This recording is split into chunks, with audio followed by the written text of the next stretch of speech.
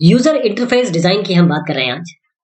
और इसमें ध्यान देने योग्य बात यह है कि किसी भी सॉफ्टवेयर प्रोडक्ट में जो यूजर इंटरफेस पोर्शन होता है, जीयूआई जिसे हम कहते हैं, या यूजर इंटरफेस ही कहते हैं, आजकल जीयूआई हो गया है। ये सारा जो इंटरेक्शन होगा यूजर का सॉफ्टवेयर के साथ, वो इस यूजर इंटरफेस से होता है। हमने 3 टाइप के देखे थे। इसमें हमने सबसे पहला देखा था जो कमांड लाइन था, फिर दूसरा हमने देखा था जो मेन्यू बेस था, तीसरा हमने देखा था जो आइकॉनिफाई था, आइकन्स के बेस पे। हर एक सॉफ्टवेयर प्रोडक्ट में आपको यूजर इंटरफेस मिलेगा। क्या आप ऐसा सॉफ्टवेयर प्रोडक्ट ढूंढ सकते हैं या फिर बता सकते हैं जिसमें यूजर इंटरफेस ना हो? मिनिमम कहीं ना कहीं से तो इनपुट होगा ही होगा। लेकिन पहले जमाने में जब कंप्यूटर्स आए थे तो कोई भी सॉफ्टवेयर प्रोडक्ट ये यूजर इंटरफेस की बात थी ही नहीं था। तो सारे जो कंप्यूटर थे वो बैच सिस्टम पे थे, यानी कि आप एक बार काम दे दीजिए उन्हें और वो एक साथ करते रहते थे। यानी कि एक प्रोग्राम इनपुट कर दीजिए, एक सॉफ्टवेयर का एक कोड चला दीजिए और उसके बाद वो सारे बैच की तरह काम करता था। यूजर का इंटरेक्शन वहां सपोर्टेड नहीं था या फिर बिल्कुल ही मिनिमम था, ना के बराबर। बट आज चीजें चेंज हो गई हैं। आज सॉफ्टवेयर प्रोडक्ट में इंटरेक्शन यूजर का बहुत बढ़ गया है। तो यूजर क्या करता है? यूजर इंटरफेस के थ्रू इंटरेक्ट करता है सॉफ्टवेयर प्रोडक्ट से। तो यूजर इंटरफेस पोर्शन वो होता है जो यूजर के लिए रेलिवेंट होता है। यूजर को अंदर क्या हो रहा है उसके बारे में पता नहीं, आपने क्या इफेक्ट लगाया है, आपने क्या स्विच लगाया है, इसके बारे में यूजर को कोई जानकारी नहीं, ना जानकारी होनी चाहिए। उसने तो बस 2 नंबर इनपुट किए और ऐड का बटन दबा दिया या ऐड बोल दिया, ऐड हो जाना चाहिए। अपने आप किस तरीके से ऐड किया है ये आपकी रिस्पॉन्सिबिलिटी है, डिजाइनर की और इम्प्लीमेंटर की। आजकल जितने भी सॉफ्टवेयर है वो उनके यूजर इंटरफेस के तहत, उनके खूबसूरती, उनकी बनावट, उनके डिजाइन के हिसाब से जाने जाते हैं। तो यूजर इंटरफेस डिजाइन अब एक केवल एक नाम मात्र नहीं है, बल्कि एक प्रैक्टिकल और एक इम्पॉर्टेंट प्रॉब्लम है जो कि हम सबको एड्रेस करनी है। एस्थेटिक मतलब होता है कि सजावट।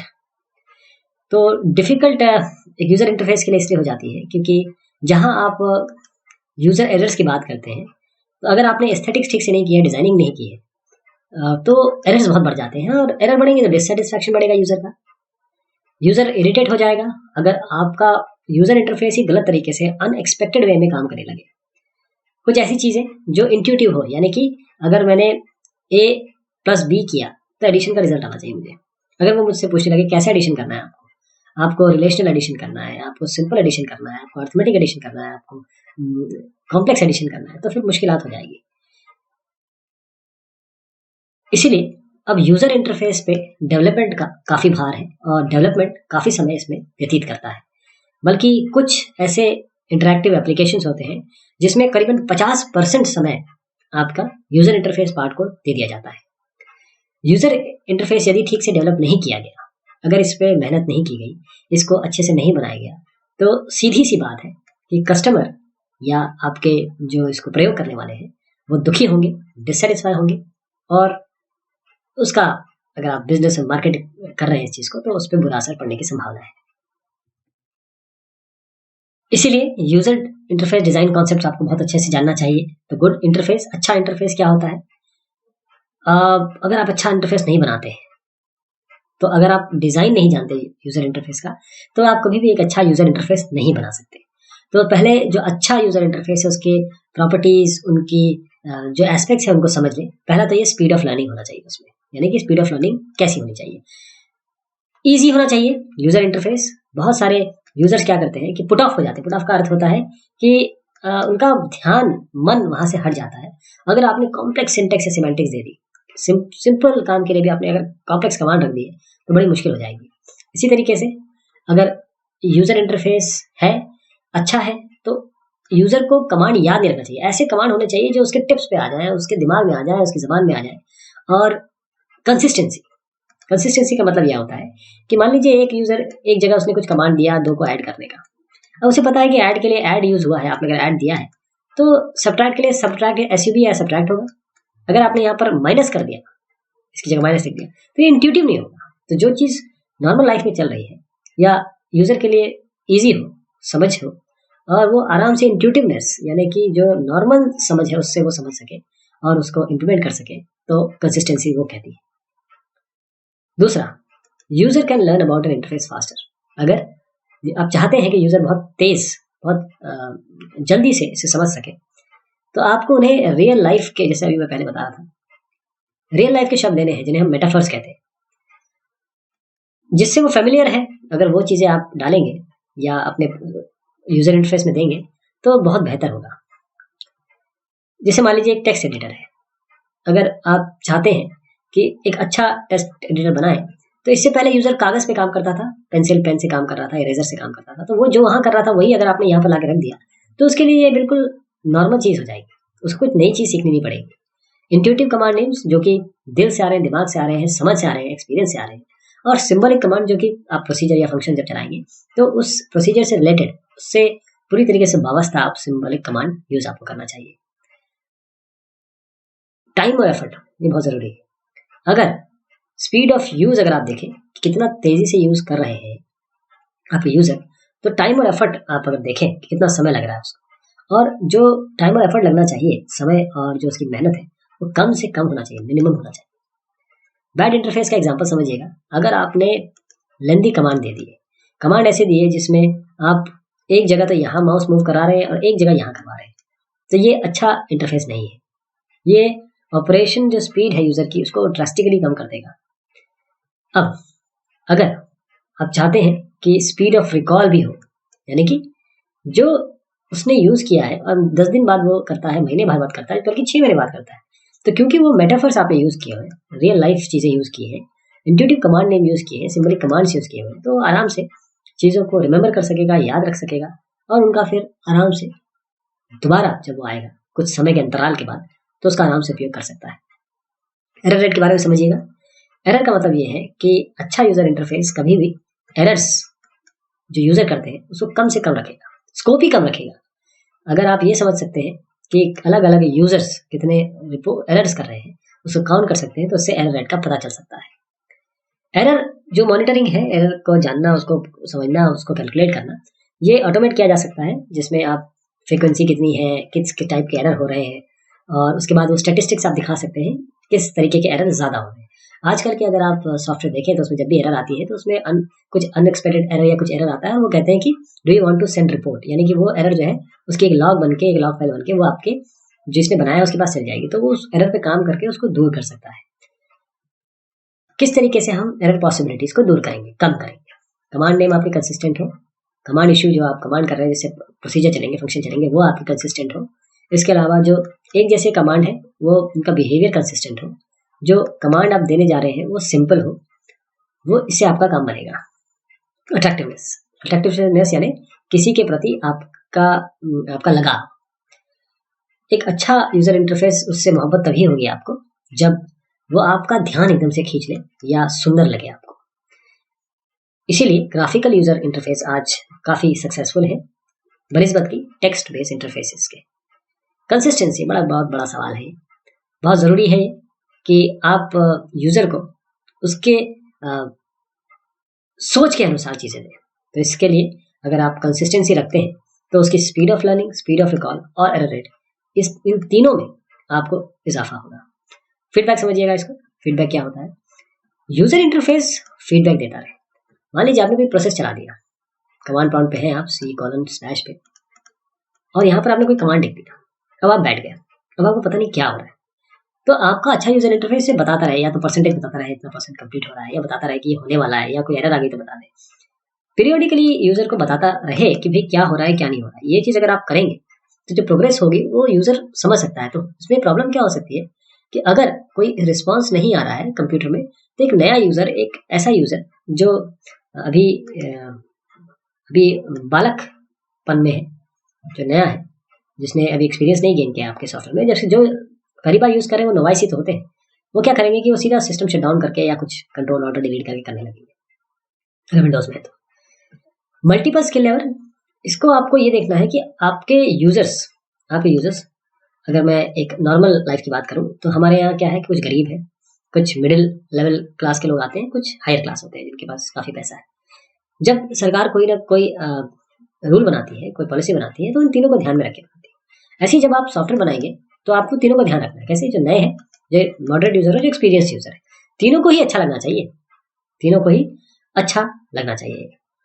तो इसीलिए आप क्या चीज़ दे रहे हैं ये डिपेंड करता है कि हर यूज़र उसको किस तरीके से अपने अनुसार सही पाता है। अगर आपने क्रिप्टिक कमांड नेम ऐसे कमांड नेम दे दिए जो बड़े क्रिप्टिक है, मतलब बड़े छुपे हुए हैं, कॉम्प्लेक्स कमांड्स है, तो नवाइज जो नया यूज़र है उसे बड़ी दिक्कतों का सामना होगा।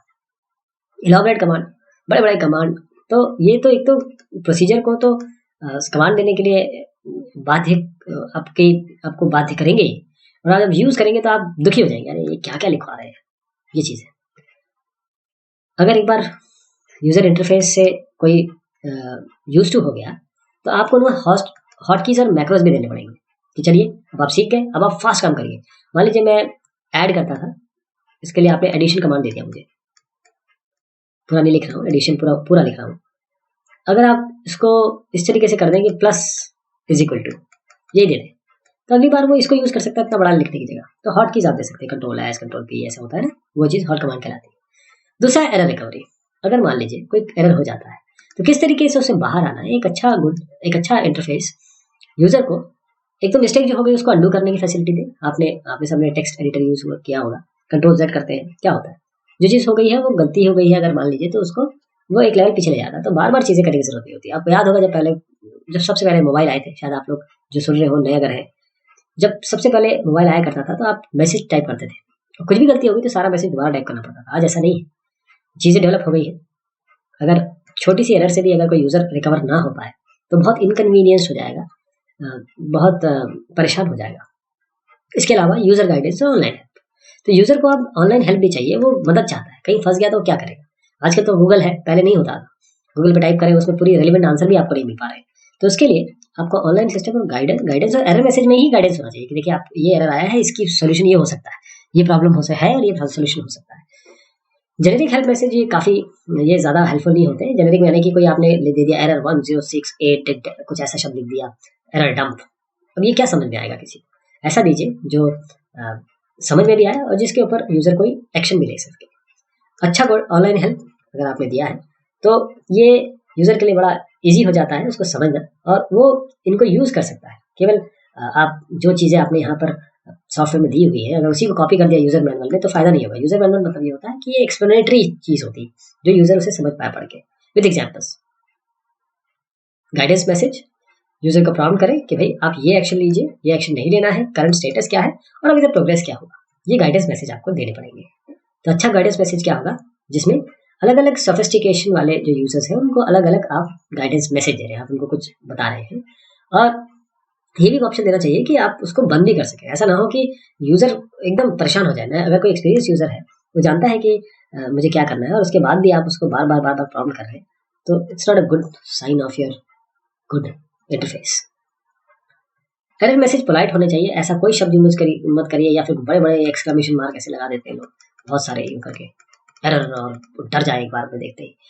शांत सटल और बहुत मोहब्बत भरा एक पैगाम होना चाहिए जिसको यूजर समझ देख के एम्बैरस ना हो, मतलब शर्मिंदा ना हो जाए।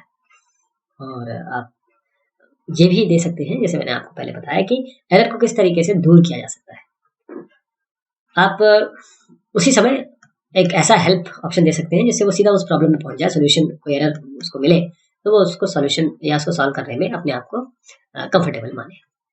इम्प्रॉपर एरर मैसेज कुछ इस तरीके से हो सकते हैं कि अगर आपने ऐसे दिया तो पहले ही घबरा जाएगा।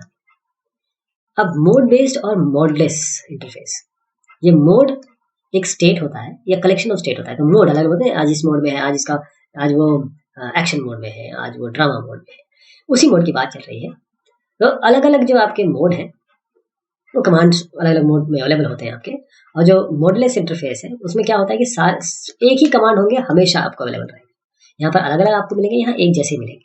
तो जो मोड बेस्ड इंटरफेस होता है ये इसमें डिफरेंट कमांड जैसे मैंने बताया आपको हर एक बार में मोड के हिसाब से अलग अलग होता है, और पास्ट सीक्वेंस, ये देखिए जो पास्ट सीक्वेंस है यूजर कमांड के उस पर ये अपने आप को डिसाइड करता है, ये भी एक इंपॉर्टेंट बात है।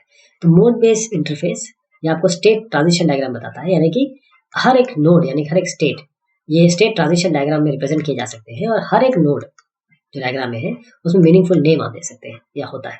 ये मैं उनके बारे में बता रहा हूँ जो चीज़ आपको बनानी है, जब डिजाइन करेंगे तो इसका खास ध्यान रखें। अब ग्राफिकल यूजर इंटरफेस और टेक्स्ट बेस्ड यूजर इंटरफेस पर बड़ी चर्चा होती है। तो एक ग्राफिकल यूजर इंटरफेस होता है जिसमें आप यूजर को काफी सारे एक मेन्यूज या इस तरीके से चीज दे देते हैं, और जीयूआई का एडवांटेज ये क्या है कि एक साथ यूजर काफी चीजों से इंटरेक्ट कर सकता है, अनरिलेटेड एप्लीकेशन भी एक साथ चला सकता है, और आइकॉनिक इन्फॉर्मेशन अगर है या सिंबलिक मैनिपुलेशन है वो भी पॉसिबल हो जाते हैं जीयूआई में।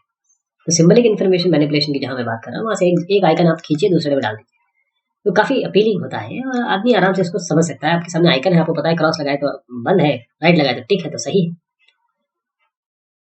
एक जीयूआई अट्रैक्टिव और यूजर फ्रेंडली मेन्यू सिलेक्शन आप दे सकते हैं, जिसमें पॉइंटिंग डिवाइस का आप यूज कर सकते हैं, और पॉइंटिंग जो डिवाइस है ये आपके कमांड को लिखने की जो परेशानी है उससे बचाता है। लेकिन जीयूआई के साथ एक चीज है कि आपको सिस्टम जो चाहिए बहुत अच्छे चाहिए, जिसमें स्पेशल इनपुट डिवाइसेस आप यूज करेंगे। पर जो टेक्स्ट बेस्ड इंटरफेस है वो आराम से आप किसी भी चीप या बहुत हल्के टर्मिनल पे, जिसे हम क्लाइंट सिस्टम्स बोलते हैं, उसमें चला सकते हैं, जबकि ग्राफिकल टर्मिनल्स है वो एक्सपेंसिव होते हैं अल्फान्यूमेरिक टर्मिनल्स के रिस्पेक्ट में। अब क्योंकि आजकल टर्मिनल्स सस्ते हो गए हैं, आपको जरूरी नहीं है कि आप कोई डमी क्लाइंट रखें। अब आपके पास bit map high resolution displays आ गए हैं, और अमाउंट जो है वो जो प्रोसेसिंग पावर है वो भी अच्छा हो गया, तो आपको जरूरत नहीं है कि आप टेक्स्ट बेस ही बनाएं। जीयूआई बनाना भी ठीक रहेगा, इसलिए हम कॉन्सेंट्रेट करेंगे अपने जीयूआई पे। तो आज की बात यहीं तक। जीयूआई के बारे में और भी बात बाकी है। बहुत शुक्रिया, बहुत मेहरबानी आप सभी की।